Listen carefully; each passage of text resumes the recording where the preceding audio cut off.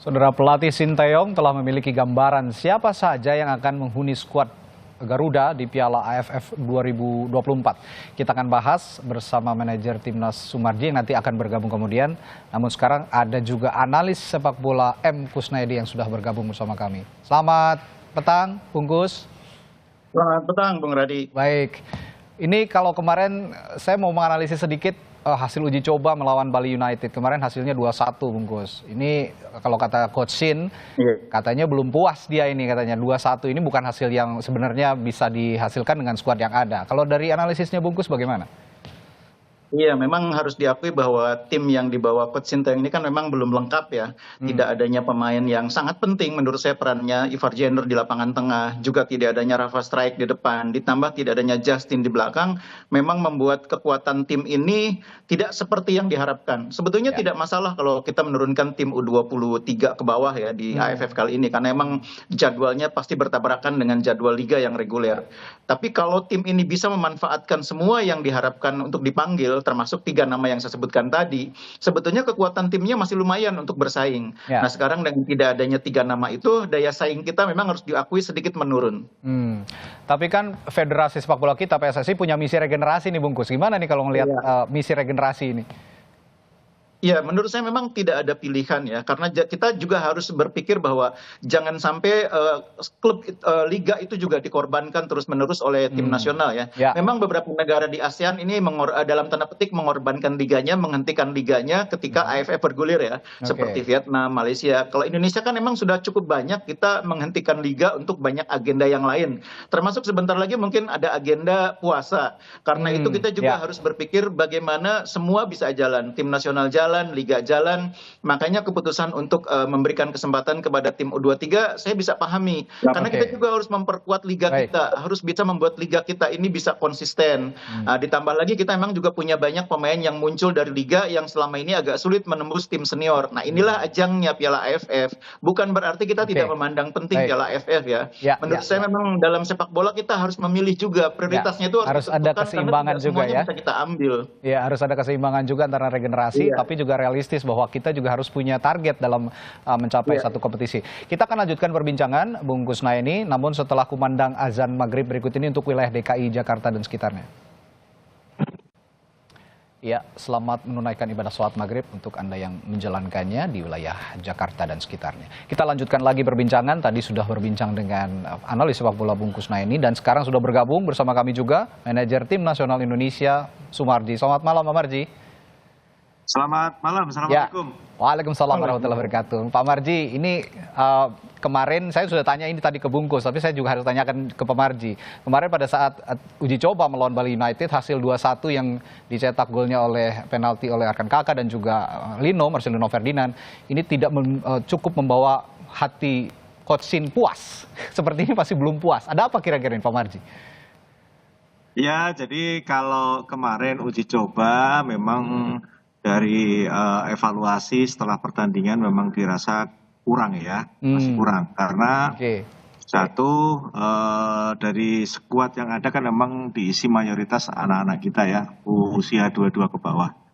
Nah, dari situ tentu kan kita diskusi apa kira-kira yang bisa membuat tim nanti ketika kita bermain dari tanggal 9 sampai dengan nanti selesai.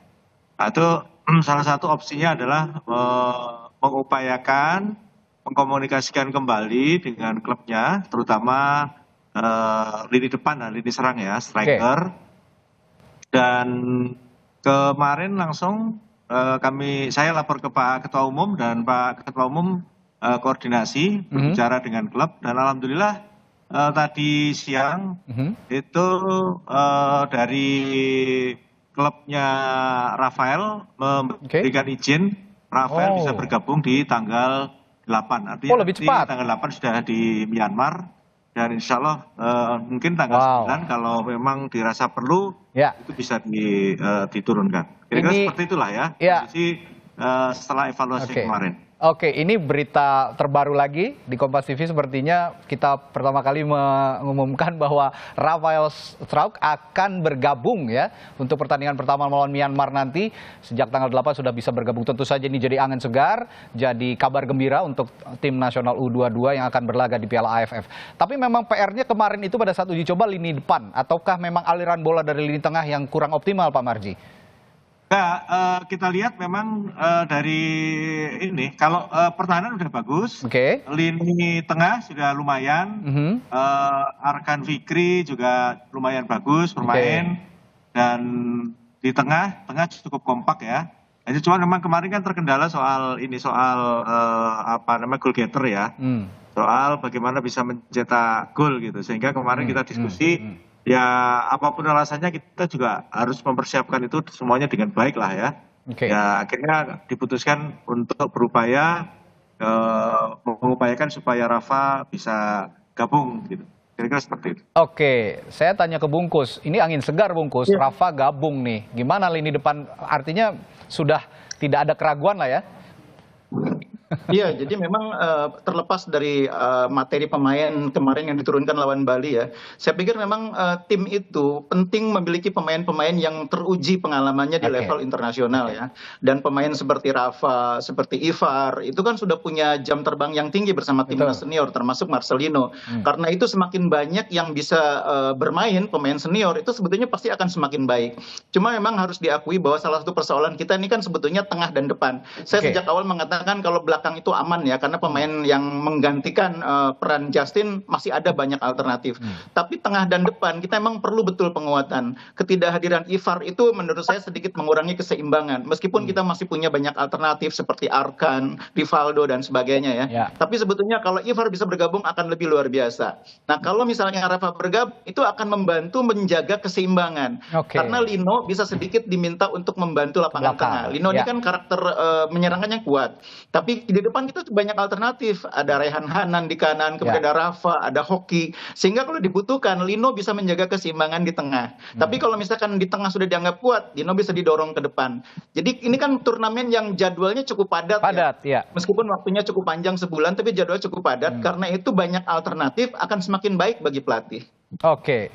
Jadi kalau Anda melihat skuad yang berangkat ke Myanmar nanti tanggal 8 itu untuk bergabung, ada beberapa nama baru juga tanggal 9 langsung bermain, berlaga, sudah kerangkanya sudah terbentuk dengan baik, Bungkus? Iya, sebetulnya sejak nama-nama dipanggil, bayangan kita juga sudah terbentuk siapa yang akan main gitu ya. Cuma kemudian agak sedikit bergeser ketika Ivar tidak jadi bergabung, Justin tidak jadi bergabung, Rafa juga dikabarkan terlambat bergabung, agak sedikit berubah. Nah sekarang dengan pastinya tidak bergabung Ivar, Justin, dan Rafa bergabung, saya pikir orang sudah bisa meraba kira-kira akan seperti apa timnya. Nah materi yang sekarang ini lumayan kuat ya, meskipun tetap kalau menurut saya, jangan berpikir tentang target juara dulu. Berpikir lolos dari fase grup, dan kalau bisa masuk final. Itu dulu. Jangan berpikir untuk lolos untuk juara dulu, tapi lolos dari fase grup dan bisa terus menggapai target sampai masuk ke final. Memang seperti itukah targetnya Pak Marji? Ya betul lah, kira-kira seperti itulah ya. Jadi memang step by step kita memang memprioritaskan bagaimana kita bisa lolos fase grup dulu, itu yang pertama. Setelah itu nanti kita akan berpikir kembali target yang berikutnya, sampai dengan siapa tahu kita bisa final dan siapa tahu juga kita bisa juara. Sesuatu di sepak bola itu kan semua serba mungkin gitu ya.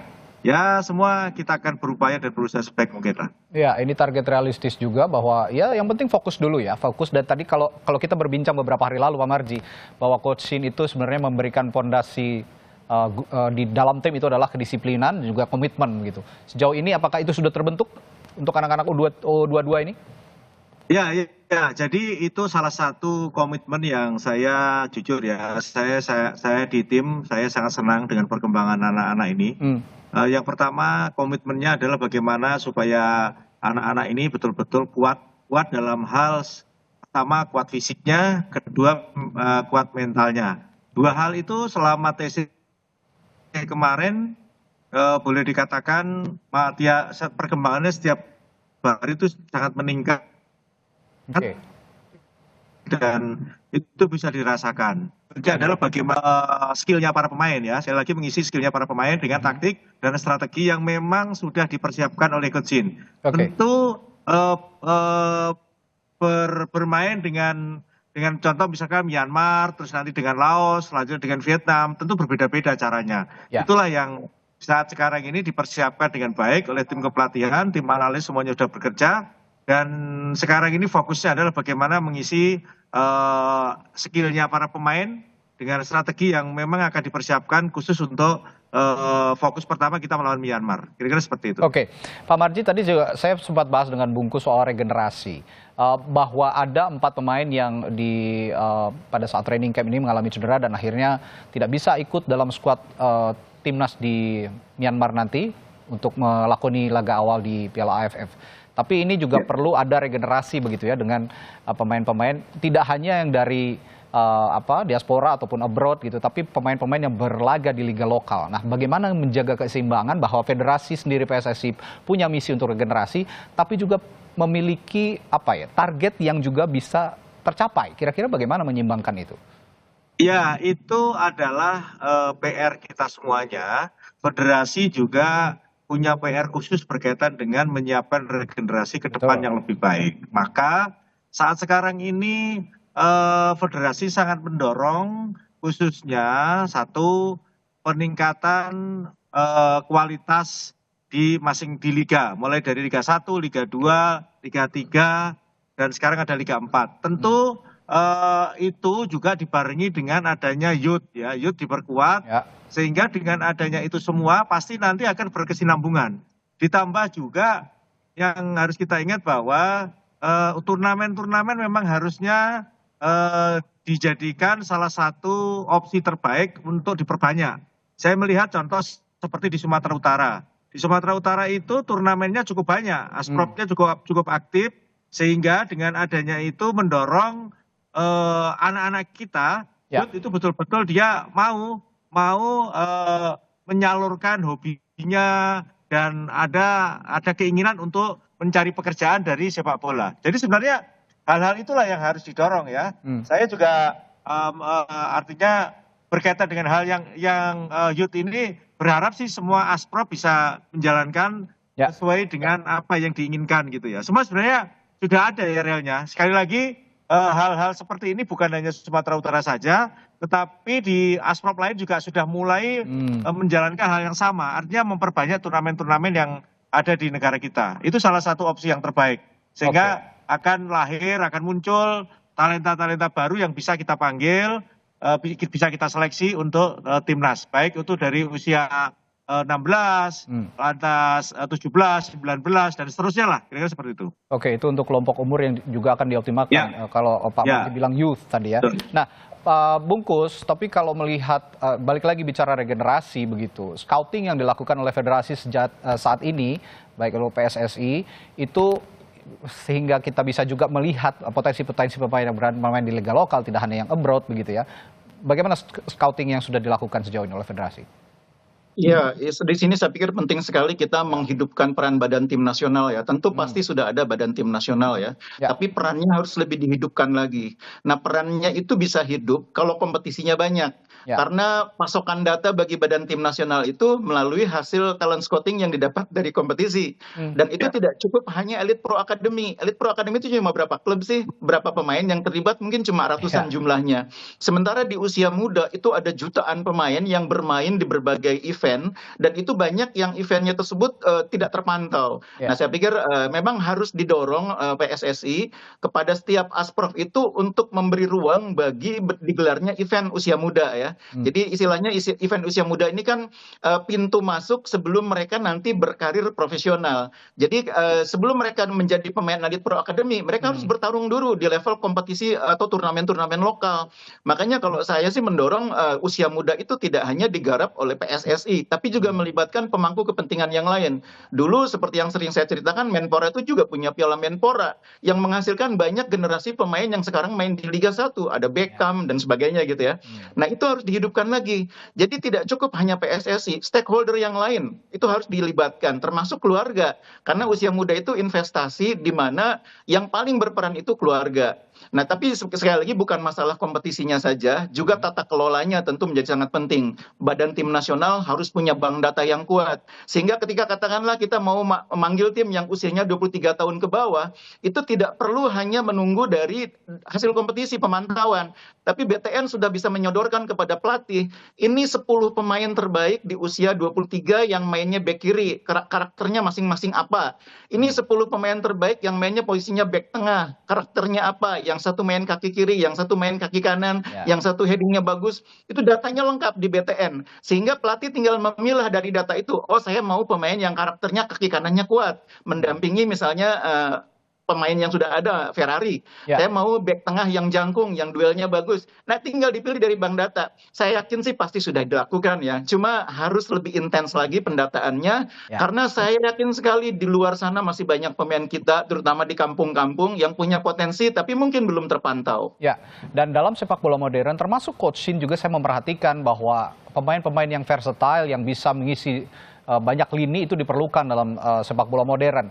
Kira-kira menurut Bungkus dalam ajang AFF ini akan ada bibit-bibit baru yang bisa juga versatile seperti pemain-pemain timnas senior yang berlaga di kualifikasi Piala Dunia? Iya, banyak pemain yang sudah teruji mainnya di Liga 1 ya. Ya, Raihan Hanan pemain dari Persija itu kan kemampuannya sudah teruji, bisa main di wing kanan, bisa jadi bek kanan, bisa di gelandang serang. Ada Kakang, pemain yang di Persib sudah mampu menunjukkan diri kalau diberi kepercayaan bisa berduet cukup bagus dengan Kuipers, dengan Gustavo. Dia bisa main sebagai bek kanan, bisa main sebagai gelandang bertahan, bisa main sebagai bek tengah. Ini pemain-pemain yang sebetulnya potensinya besar, cuma memang selama ini karena Liga 1 itu sangat ketat persaingannya, menit bermainnya pun mereka terbatas. Untung ada regulasi di bawah usia 23 tahun, yaitu yang membuat mereka bisa mendapat kesempatan. Nah, saya pikir inilah ajang AFF ini kesempatan bagi pemain-pemain tersebut untuk menunjukkan bakatnya. Bahwa di Indonesia tidak hanya ada Marcelino, tapi mungkin ada banyak Marcelino lainnya yang selama ini belum terlihat. Itu dia, pemain-pemain versatile seperti Marcelino Ferdinand ini diharapkan juga muncul nanti di Piala AFF supaya misi regenerasi tadi, dan bukan tidak mungkin bahkan nanti kalau Indonesia melakoni kualifikasi Piala Dunia selanjutnya akan ada pemain baru yang juga versatile yang diambil dari Piala AFF. Nah, kalau begitu Pak Marji, AFF ini kan jadi pondasi untuk juga ke turnamen selanjutnya di SEA Games gitu. Bahkan bukan tidak mungkin juga nanti kalau memang ada yang bagus bisa di scouting juga untuk kualifikasi Piala Dunia. Sejauh ini apakah pondasi itu sudah terbentuk untuk next level untuk SEA Games misalnya? Iya, betul. Jadi memang salah satu sebenarnya target utamanya kita adalah menyiapkan regenerasi. Nah, realnya adalah yang waktu dekat ini adalah bagaimana supaya ketika kita di SEA Games itu betul-betul sudah menyiapkan pemain yang betul-betul siap, ya, baik siap segalanya lah, kira-kira seperti itu. Itu yang sebenarnya kita siapkan. Nah, di samping itu juga tentu yang menjadi bidikan kita adalah ketika ini anak-anak kita ini bermain bagus, otomatis kan kita juga akan panggil dia untuk dipanggil untuk ke senior. Itu secara otomatis memang itu adalah tujuan kita.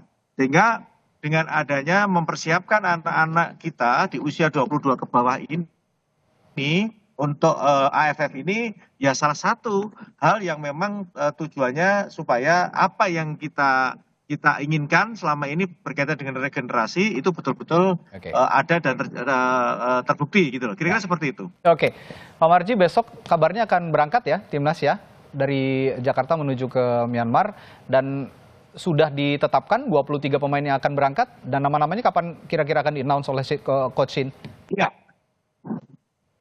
Ya, bagaimana Pak Marji? Putus-putusnya besok kita gimana Mas? Saya ulangi Pak, besok itu kan akan berangkat nih timnas ya, langsung menuju ke sana, dan sepertinya juga akan menetapkan 23 orang yang nantinya ditetapkan sebagai skuad Garuda Muda di Piala AFF. Kapan kira-kira skuad itu akan diumumkan ke publik oleh Coach Shin? Iya, jadi kaitannya dengan 26 ya yang kita 26, oke. Baik, terima kasih koreksinya Pak. Karena memang regulasinya 26, ini turnamen cukup padat, 26 yang kita daftarkan. Nanti karena dari 26 itu kita juga masih timbang-timbang lagi siapa yang mau berangkat. Ya mungkin besok ya? Sudah bisa kita umumkan. Karena sebelum berangkat kan kita juga harus sudah memastikan kan, mungkin besok akan kita sampaikan ke publik. Dan besok, jika pun diumumkan, di-announce oleh Coach Shin, nama Rafael Struijk tadi akan mengisi skuad yang akan berangkat ke Myanmar ya Pak? Oh iya, otomatis kan. Kalau Rafael kan sudah mendapatkan izin dari klubnya kan, gabung di Myanmar tanggal 8. Ya, ini jadi angin segar. Memang Rafael Struijk akan bergabung, tapi diharapkan juga tadi bahwa regenerasi bisa segera menular juga ke pemain-pemain lain yang berada di liga lokal, terutama di depan masih ada Hoki Caraka, masih ada Akan Kakak, dan di tengah juga masih banyak pemain-pemain potensial lainnya. Bukan tidak mungkin nanti di ajang SEA Games akan lahir bintang baru, dan bukan tidak mungkin juga di kualifikasi Piala Dunia untuk membantu rekan-rekan senior nantinya akan hadir bintang baru. Baik, terima kasih Pak Sumarji, manajer Timnas Indonesia. Sukses berangkat besok ke Myanmar. Kita doakan segenap jiwa dan raga masyarakat Indonesia mendoakan tentunya bisa sukses di Piala AFF. Dan Bung Kusnaini juga, Bung M. Kusnaini, analis sepak bola, telah berbagi perspektifnya malam hari ini. Terima kasih Bung Kus. Selamat malam dan sampai jumpa lagi, sehat selalu.